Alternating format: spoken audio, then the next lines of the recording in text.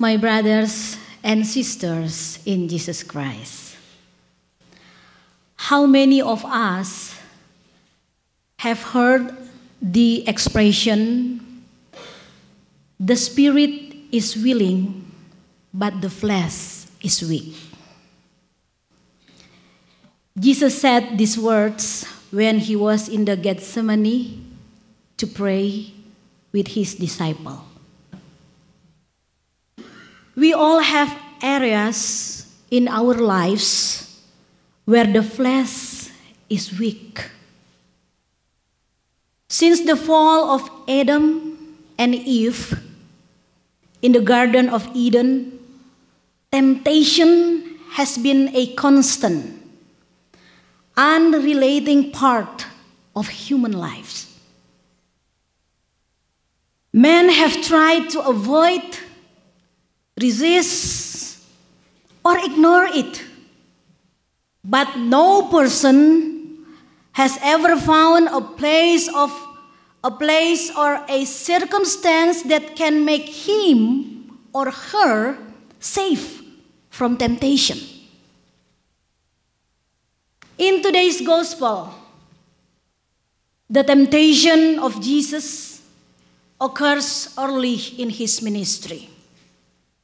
In fact, it happens more or less right away, even before he begins his public preaching and teaching. It was immediately after his baptism that the Spirit led Jesus into the wilderness, and for 40 days he was out there fasting in tough and lonely field. The devil came at Jesus in 3 different areas. 3 temptations for 3 needs overcome by 3 answers from Jesus. In the first temptation, the devil, the tempter, came to Jesus and said, "If you are the Son of God, command that these stones become bread. If you are the Son of God, tell these stones to become bread." The devil tried to use the real physical need of hunger to tempt Jesus into succumbing to temptation to turn stones into bread. The devil knows that after 40 days, Jesus must be hungry. But Jesus answered and said, "It is written, man shall not live on bread alone, but on every word that proceeds out of the mouth of God." The Lord Jesus answered the devil by proclaiming that the word of God is sufficient to sustain, sanctify, and to support us in the most desperate hour of need or temptation. The Lord Jesus insists that people need more than bread for their life. We must feed on the word of God if we are going to sustain our spiritual life.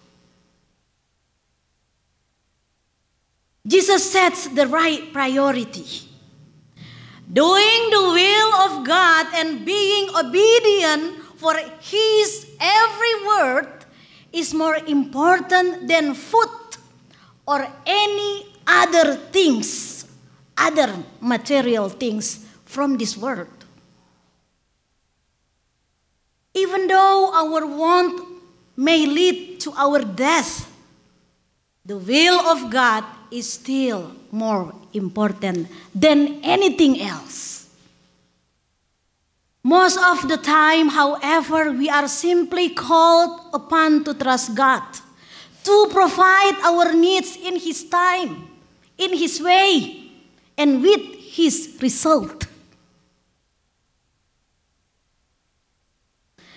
The second temptation is Satan's next strategy. To get Jesus to focus the attention on himself instead of upon God. He wants Jesus to rationalize and compromise and attempt to complete God's purpose in the wrong way. That's Satan. We see in verse 5, the devil led him to the holy city, Jerusalem, and had him stand on the highest point of the temple. And he said, "If you are the Son of God," he said, "throw yourself down. For it is written, He will command His angel concerning you to guard you carefully. They will lift you up in their hands so that you will not strike your foot against a stone." But once again, in verse 7, Jesus turned to the Old Testament scripture for a wise response. Jesus said to him, "It is written, you shall not put the Lord your God to the test." Jesus wants to let Satan know what he's committed to trusting God. Jesus was committed to the obeying the word of God. Having failed in his second attempt, the devil came again at Jesus in verse 8, said, the devil took him to the very high mountain and showed him all the kingdom of the world and their glory. And he said to him, "All this I will give you," he said, "if you will bow down and worship me." And Jesus responds, "Away from me, Satan, for it is written, worship the Lord your God and serve him only." This time Jesus quotes Deuteronomy 6:13, which is said, "You shall fear only the Lord your God, and you shall worship him and swear of his name." Jesus, who both God and man, will not compromise. He would fully trust the Father who would give him in his time and his way the kingdom of the world.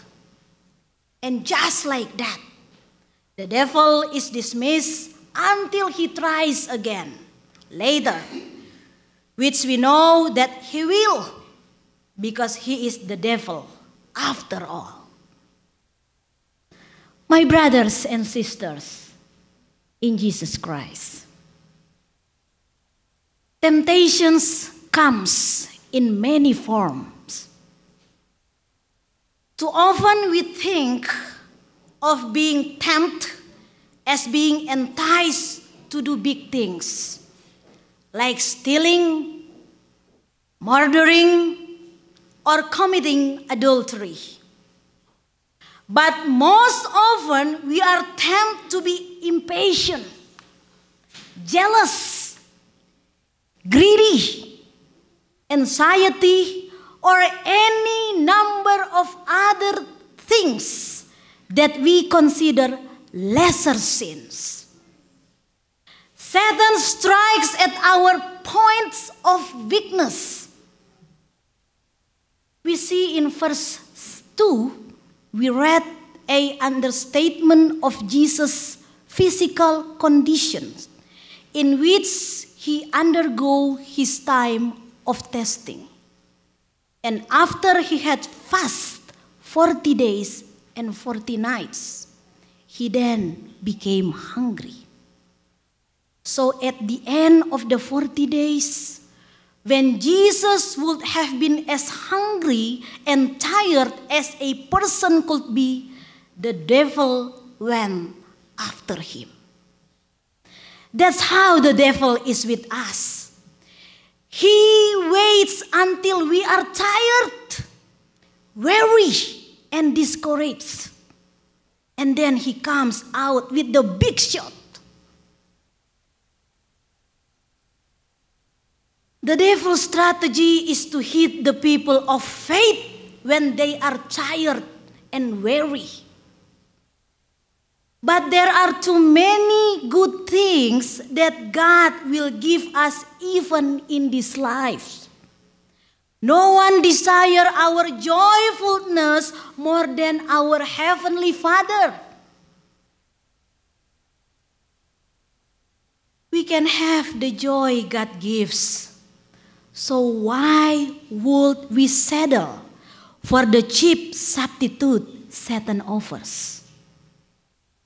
We can have the glory of living righteously and pleasingly our Heavenly Father. Why would we settle for the brief and disappointing successes sin produces? By God's grace, we can have the peace that passes all understanding. Why would we settle for the cheap satisfaction of a world which will soon pass away forever and ever? The reason this story is the Bible is very simple. The same way Satan attacked Jesus is the same way he will attack us. And the way Jesus responds to the attack is the same we should respond to Satan's attack. The Bible is the only authority for right living. Since Jesus had mastered the Bible, he could not be mastered by anything or anyone, including the devil himself.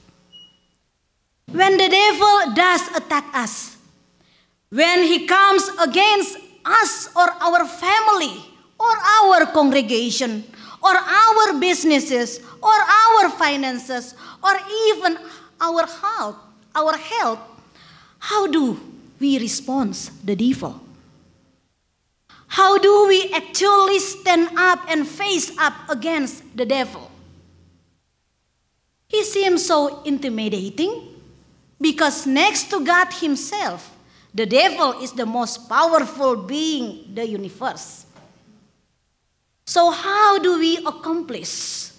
How do we accomplish this seemingly impossible task? Let us answer him in the Spirit of God, with the Word of God, like what Jesus did. This is the Word of God today. Amen.